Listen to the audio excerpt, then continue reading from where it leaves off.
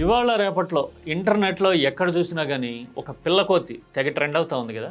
Yes, ఇదే చూసారా, బొమ్మతో ఆడుకుంటున్నట్టు కనపడతా ఉంది. దాని కథ ఏంటి, అసలు వివరాలు ఏంటి అని అందరూ ఆసక్తిగా మాట్లాడుతూ ఉన్నారు కదా. సింపతి సంగతి తర్వాత ముందు అసలు సొంత గుంపు కానీ చుట్టూ ఉన్నవాళ్ళు కానీ హ్యూమిలియేట్ చేస్తే, ఇన్సల్ట్ చేస్తే వ్యక్తులైనా జీవులైనా మానసికంగా ఎలాంటి సంఘర్షణను ఎదుర్కొంటాయి. అదే పరిస్థితిని పాజిటివ్గా తీసుకుంటే ఎంత పొటెన్షియాలిటీ ఉన్న క్యారెక్టర్ అనేది బిల్డ్ అవుతుంది. ఇది purely psychological instinct and analysis అనుకోండి. కేజీఎఫ్ సినిమాలో ఒక డైలాగ్ ఉంటుంది, అతన్ని తింటుంటే కొట్టారు, పడుకుంటే కొట్టారు, కానీ ఒక్కరోజు వాడు కొట్టాడు. ఎస్, రాకీ అనేవాడు అలా ఎందుకు తయారయ్యాడు అంటే జస్ట్ సింప్లిస్టిక్ గా చెప్పిన ఎక్స్ప్లెనేషన్ అది. క్యారెక్టర్ హ్యూమిలియేషన్స్ నుంచి పోరాడాలి, నిలబడాలి అని పిడికిలి బిగించిన స్వభావం నుంచి అలా తయారయ్యాట రాకీ. జంతువుల్లో కూడా ఇలాంటి నేచర్ ఉంటుంది. మనుషుల్లో అయితే, రాజకీయాల్లో అయితే సవాళ్ళ మీద, గ్యాంగ్ అప్ అయిపోయిన ప్రత్యర్థుల మీద నిలబడి కొట్లాడితే ఎలాంటి లీడర్లు, ఎంత స్టబన్ క్యారెక్టర్లు లేచి నిలబడి పరిస్థితుల్ని శాసిస్తాయో, ప్రపంచపు రూపురేఖలు మారుస్తాయో మనం మాట్లాడబోతున్నాం. అంటే this is not just about a పిల్లకోతి. హీరోలందరూ పుట్టడానికి, తయారు కావడానికి కారణమైన పరిస్థితుల్నే ఆ చిన్న కోతి ఫేస్ చేసింది.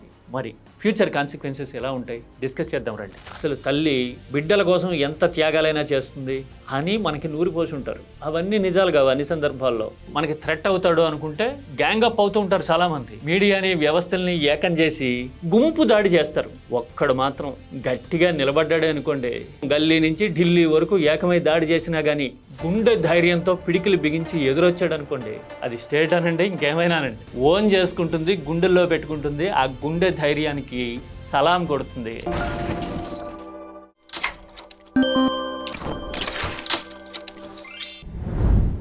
ఇంటర్నెట్లో ఈ మధ్యన హ్యూమన్ యాంగిల్ కనపడితే చాలు ఆలోచించదగిన ఒక చిన్న విజువల్ పడినా కానీ అది తెగ ట్రెండ్ అయిపోయి వైరల్ అయిపోతుంది కదా. గత 2 నెలల్లో 2 చూసాం మనం. ఒకటి పెంగ్విన్, అదిగో అలా నడుచుకుంటా పోతుంది చూసారా.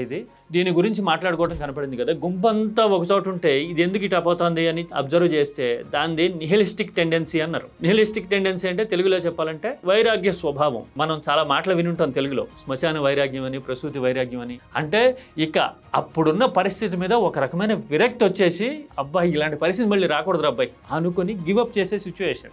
అది కొన్నిసార్లు ఫ్యాటల్గా ఉంటే గనక లైఫ్ థ్రెటనింగ్ అవుతుంది. ఫైనల్ కాల్ వచ్చినప్పుడు మనకి ప్రకృతి చెప్తా ఉంటుంది, మనం దగ్గర నుంచి చూస్తుంటాం చాలా మందిని. ఇక టైం అయిపోయింది అనిపించినప్పుడు ఒక రకమైన వైరాగ్యంతో మాట్లాడుతుంటారు, ఇక అయిపోయింది అని. That is called nihilistic tendency అనమాట. అలాంటి వైరాగ్యం ఏదో ఆ పెంగ్విన్ లో ఉంది. అందుకోసమే అది గుంపుకు దూరంగా అలా ఎక్కడికో దరిలేని గమ్యం వైపు వెళ్ళిపోతా ఉంది అనుకున్నారు కదా. ఆ పెంగ్విన్ మనలో ఉన్న తాత్విక ఆలోచనని తట్టి లేపింది. మనం సాధారణంగా ఆఖరి క్షణాలు ఎవరైనా చూసినప్పుడు అరే చివరికి మిగిలేది ఈ 6 అడుగులే కదా అనే ధోరణిలోకి వెళ్ళిపోతాం కొన్ని రోజుల పాటు కదా. కానీ అలాంటి వైరాగ్యాన్ని, ఫిలసాఫికల్లీ వాస్తవాన్ని ఆ పెంగ్విన్ చూపించింది. అందుకోసమే అది అంత వైరల్ అయింది. ఇక ఆ తర్వాత రెండోది, నేను మొదట్లోనే చెప్పినట్టు ఈ చిన్న కోతి. మామూలుగా మనం చిన్నప్పటి నుంచి వినుంటాం, చూస్తుంటాం, పశువులైనా మనుషులైనా తల్లి ప్రేమ అపూర్వమైంది, అసలు తల్లి బిడ్డల కోసం ఎంత త్యాగాలైనా చేస్తుంది అని మనకి నూరిపోసి ఉంటారు. అవన్నీ నిజాలు కావు. అన్ని సందర్భాల్లో తల్లులు ఎంత పార్షాలిటీతో ఉంటారో, ఎంత దుర్మార్గంగా ఉంటారో తెలిపే సందర్భాలు చూడాలే కానీ చాలా కనపడతాయి మనకి నిజ జీవితాల్లో కదా. ఈ పిల్లకొచ్చి తల్లి కూడా అలాంటిదే. కంది వదిలేసింది, ఆ సొంత గుంపు దగ్గర వెళ్ళి ఆడుకోవాలి, కలవాలి అనుకుంటే వాళ్ళందరూ ఎందుకో ఫర్ నో రీజన్ అవన్నీ చూడండి, ఇదిగో ఇట్లా నెట్టేస్తూ ఉన్నాయి, కొట్టి తోలేస్తూ ఉన్నాయి. దీన్ని నచ్చలేదో, ఇది సెట్ కాదనుకున్నాయి ఆ గుంపులో.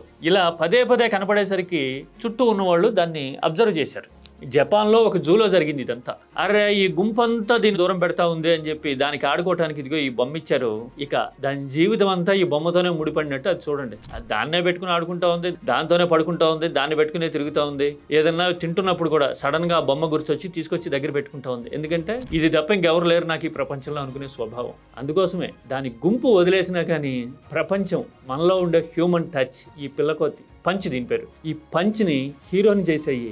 మీకు తెలుసో లేదో అక్రాస్ ద గ్లోబ్ ప్రపంచ దేశాల నుంచి పంచ్కి ఇప్పుడు గిఫ్ట్లు పంపుతున్నారు, అడాప్ట్ చేసుకుంటామని చెప్తున్నారు, ఆస్తులు కూడా రాసిస్తా ఉంటున్నారు పంచ్కి. అంత సింపతి వచ్చింది దానికి. మరి ఇంత హ్యూమిలియేషన్ ఫేస్ చేసినప్పుడు ఫర్దర్ గా జీవితం మీద ఎలాంటి ఇంపాక్ట్ ఉంటుంది? పాజిటివ్ గా తీసుకోగలిగితే ఇదంతా పాజిటివ్ ఎనర్జీగా టర్న్ అయ్యేందుకు అవకాశాలు ఉంటాయట. ఆ ఇంపాక్ట్ ని సైకాలజీలో ఏజెన్సీ అంటారు. ఏజెన్సీ అంటే దర్యాప్తు బృందాలు ఇంకోటే కాదు, ఆ ఎఫెక్ట్ పేరు ఏజెన్సీ. అంటే పాజిటివ్గా ఆలోచించి ఈ సిచ్యువేషన్ని నేను గెలవాలి, నన్ను చూసి హేళన చేసిన వాళ్ళు, దెబ్బతీయాలనుకున్న వాళ్ళు నా ముందు మాట్లాడడానికి జంకే పరిస్థితి క్రియేట్ చేయాలి అనుకునే స్వభావం ఒకటి డెవలప్ అవుతుందట పాజిటివ్గా ఆలోచిస్తే. That is called agency. మరో మాటలో ట్రాన్స్ఫర్మేటివ్ హ్యూమిలియేషన్ అని కూడా అంటారు. సైకాలజీ చెప్తుంది ఈ మాట. ట్రాన్స్ఫర్మేటివ్ హ్యూమిలియేషన్ అంటే చిన్నప్పుడు కష్టాలు పడినప్పుడు, ఎదురుది ఎవరి సాయం లేకుండా సొంత కాళ్ళ మీద నిలబడినప్పుడు చుట్టూ ఉన్న ప్రపంచాన్ని శాసించాలి అనే కసి ఒకటి బయలుదేరుతుంది కదా, అలాంటి కసిని ట్రాన్స్ఫర్మేటివ్ హ్యూమిలియేషన్ అంటారు. అది పాజిటివ్ ఎనర్జీ అవుతుందన్నమాట. ఇంకా మనకు అర్థమయ్యేలాగా చెప్పాలంటే కేజీఎఫ్లో రాకీ క్యారెక్టర్ గురించి చెప్పారని చెప్పా కదా, అది రాకీని అంతే కదా, ఎక్కడి నుంచో వస్తాడు కర్ణాటకలో ఒక ప్రాంతం నుంచి ముంబైకి, చిన్న చితకా పనులు చేసి బతుకుతూ ఉంటాడు. అందరూ హ్యూమిలేట్ చేస్తారు, కొడతారు, తిడతారు.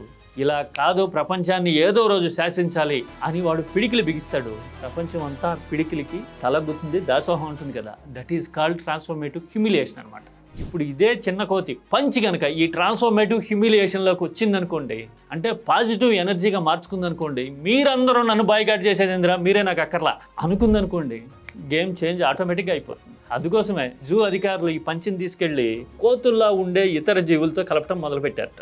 అంటే నీకు ఫ్రెండ్స్ వీళ్ళందరూ వీళ్ళతో కలిసి ఉండు అంటే అది మెల్లగా అడాప్ట్ చేసుకుంటా ఉందట ఇప్పుడు. That is the status of the punch నౌడేస్. అంటే దాని జీవితం మారడం మొదలైంది. ఆ ప్రోగ్రెస్ అనేది కంటిన్యూ అయితే కనుక అది మానసికంగా మిగతా కోతులతో పోలిస్తే ఎంత బలంగా, దృఢంగా, తెలివిగా తయారవుతుంది అనేది కాలం చూపిస్తుంది మనకి.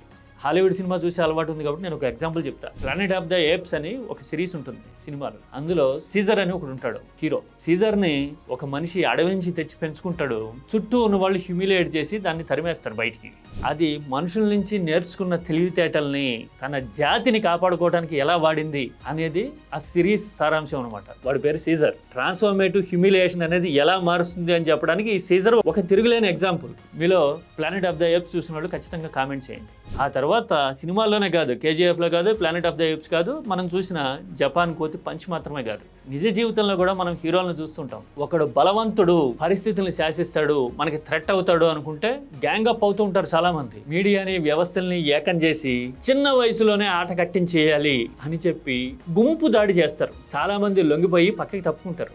కానీ ఒక్కడు మాత్రం గట్టిగా నిలబడ్డాడే అనుకోండి, ప్రపంచం మొత్తం గల్లీ నుంచి ఢిల్లీ వరకు ఏకమై దాడి చేసినా కానీ తేల్చుకుందాం, అవునా ఇటా ఉందా లెక్క, సెటిల్ చేద్దాం స్కోర్ అని గుండె ధైర్యంతో పిడికిలు బిగించి ఎదురొచ్చాడు అనుకోండి, అలాంటి వాడిని సొసైటీ, అది స్టేట్ అనండి ఇంకేమైనానండి, ఓన్ చేసుకుంటుంది, గుండెల్లో పెట్టుకుంటుంది. ఆ గుండె ధైర్యానికి సలాం కొడుతుంది.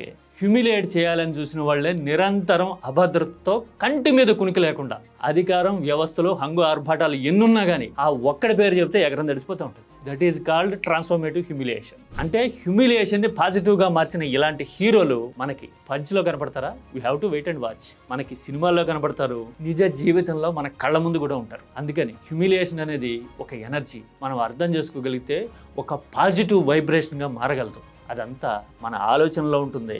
ఆలోచన క్లియర్గా ఉండి గుండె ధైర్యంగా మారితే కనుక ఆటోమేటిక్గా అద్భుతాలు సాధ్యమవుతాయి. పంచ్ మనకి అదే మాట చెప్పింది. అందుకని let us punch the humiliation. మీకు ఏం అర్థమైందో నిర్మాణాత్మకంగా చెప్పండి.